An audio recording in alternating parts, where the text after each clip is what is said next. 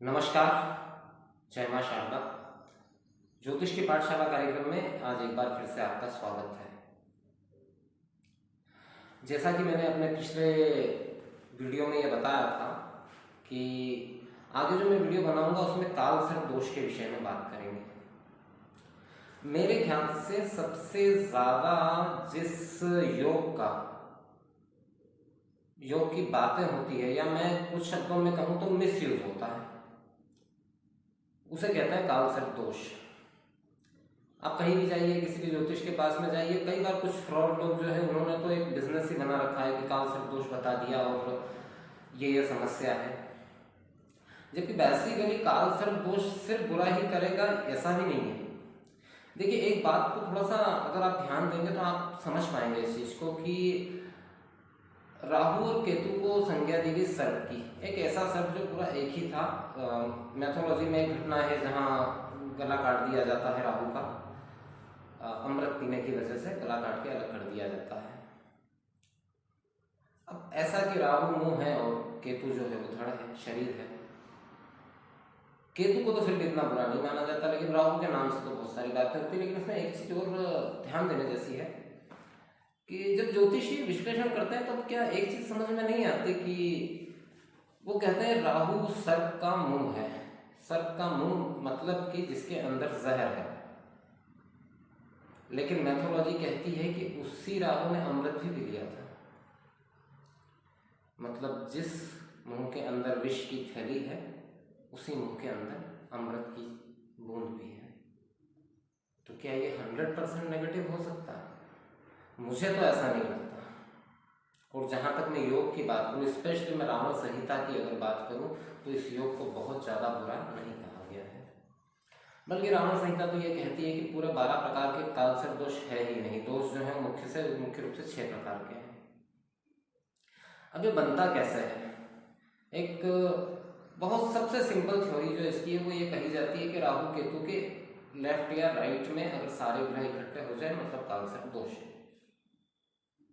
ये establish theory है। किसी भी ज्योतिष से आप पूछ लीजिए, सामान्य से ज्योतिष से, राहु और केतु के या तो लेफ्ट में सारे ग्रह हो कुंडली में या राइट में सारे ग्रह हो तो काल सर्प दोष बन जाता है।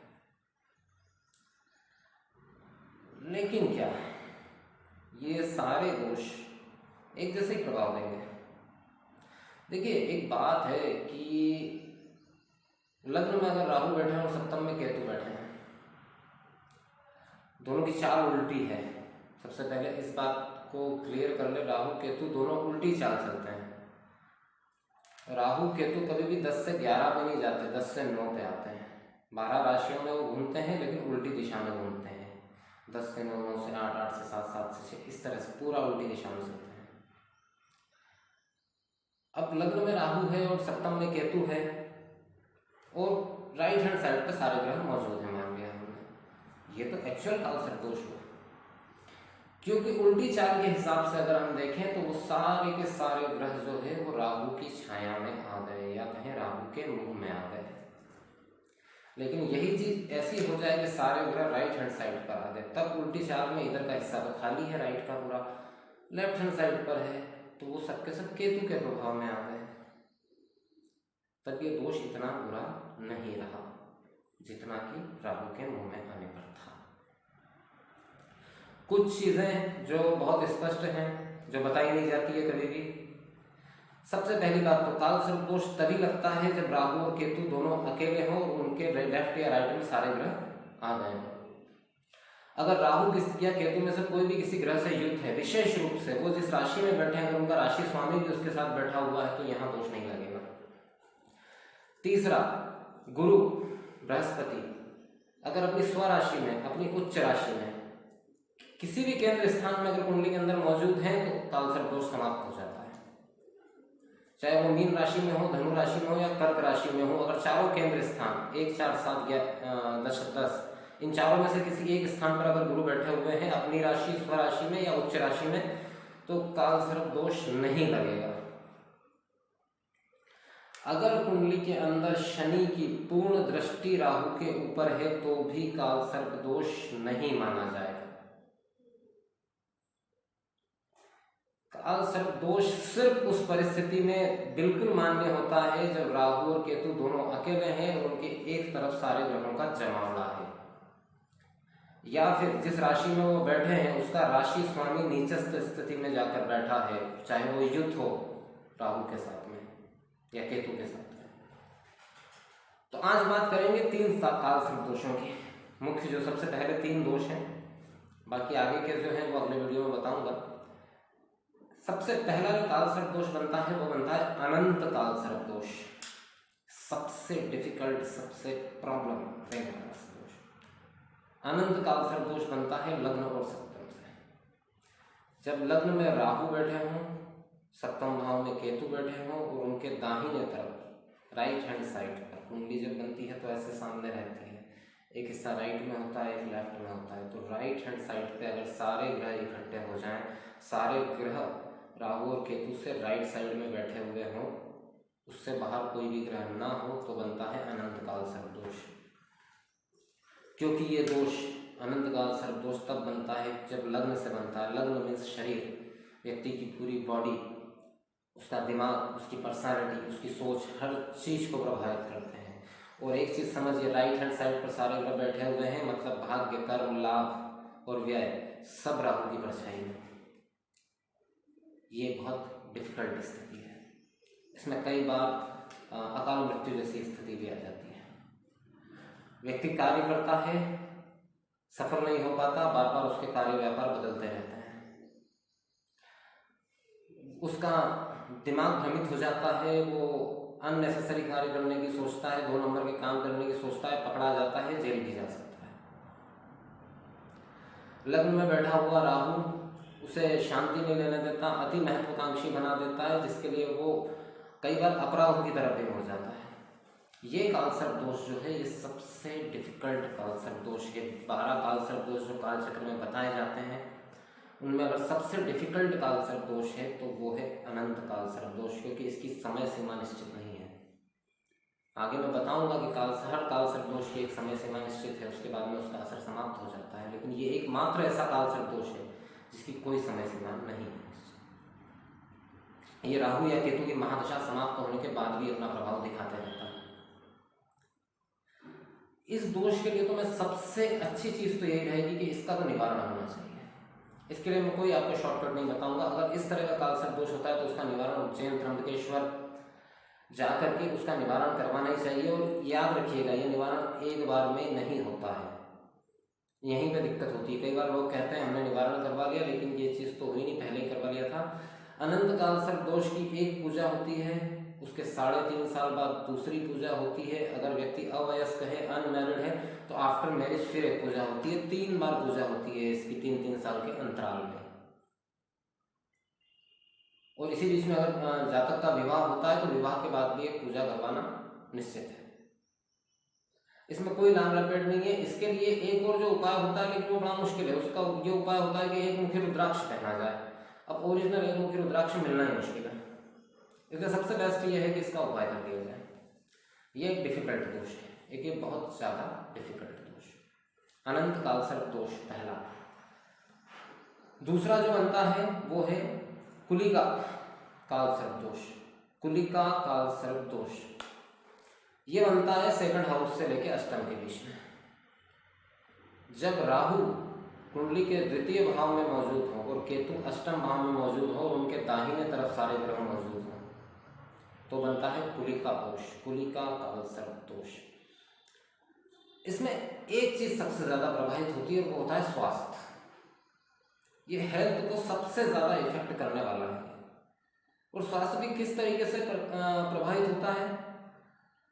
या तो शारीरिक व्याधि चलती रहेगी, दर्द, तकलीफ, चोट चपेट, गाड़ी चलाने में दिक्कत या इस तरह की। अगर इन सब से आप थोड़ा सा सेव भी रहते हैं तो मानसिक बीमारी हो सकती है, साइकोलॉजिकल प्रॉब्लम हो सकता है। हालांकि इस दोष में एक बड़ी खास बात यह रहती है कि ऐसा व्यक्ति जो भी बात कहता है वो बात वंस अपॉन अ टाइम सत्य हो जाती, सच हो जाती है। आगे जाकर भविष्य में वो बातें सत्य हो जाती है। और सबसे बड़ी दिक्कत यह है कि ऐसा व्यक्ति अच्छा बहुत कम बोलता है।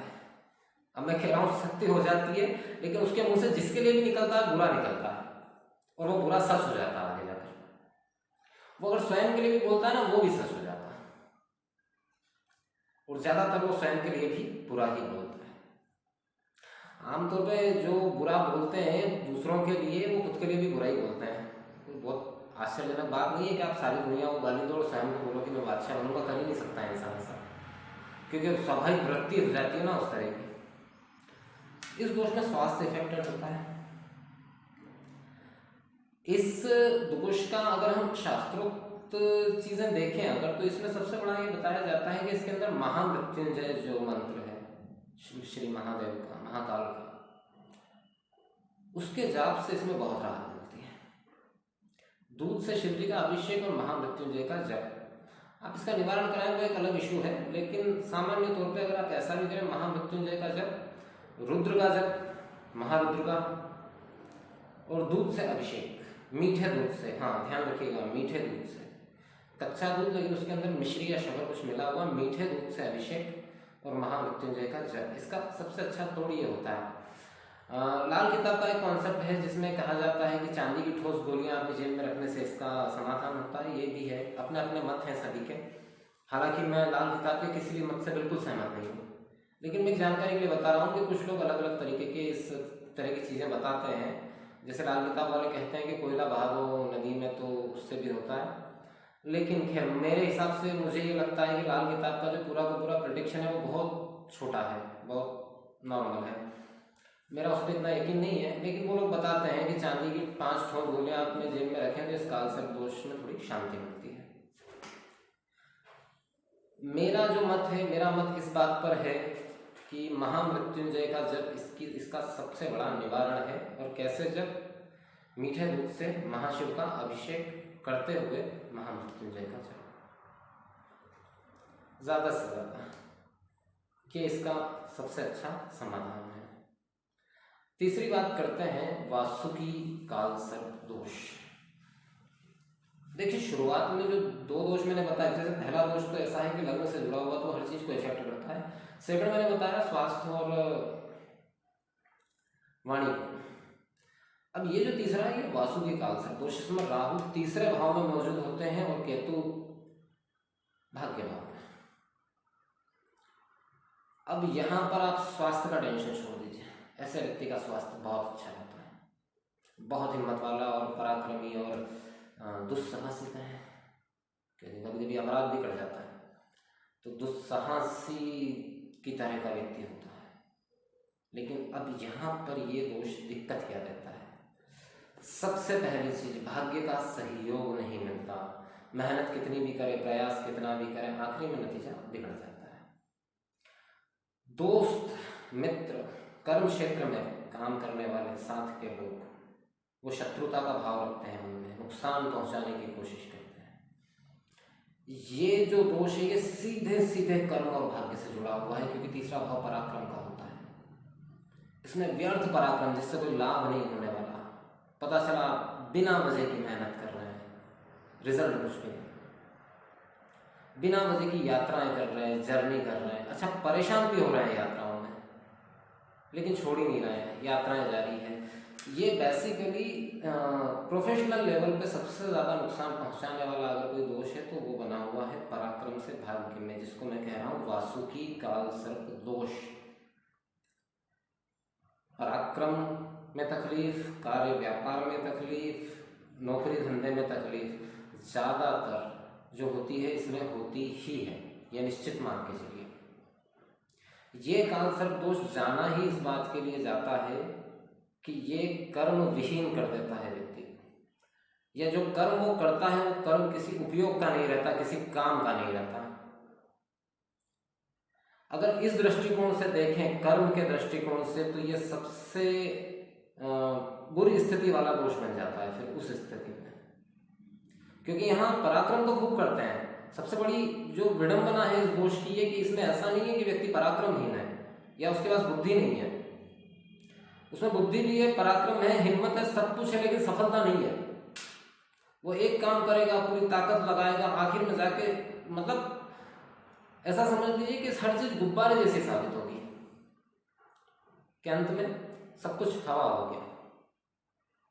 ये है वासुकी कालसर्प दोष। अब इसके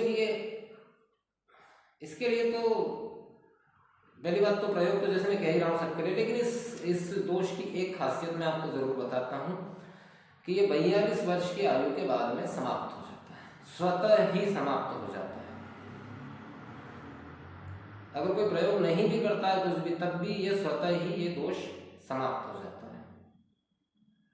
ये एक अच्छी बात है इस दोष के अंदर कि कम से कम जीवन में एक समय तो ऐसा आता है कि जिस व्यक्ति को जानकारी भी नहीं है कि उसको कोई दोष है, वो संघर्ष करता रहता है, लेकिन 42 साल की एज में जाके इसका प्रभाव जो है लगभग क्षीण हो जाता है। पूरी तरीके से खत्म नहीं, लेकिन 75 to 80% खत्म हो जाता है। उसके बाद में ऐसे व्यक्ति की लाइफ में स्टेबिलिटी आने लगती है। इसका सबसे अच्छा उपाय क्या हो सकता है?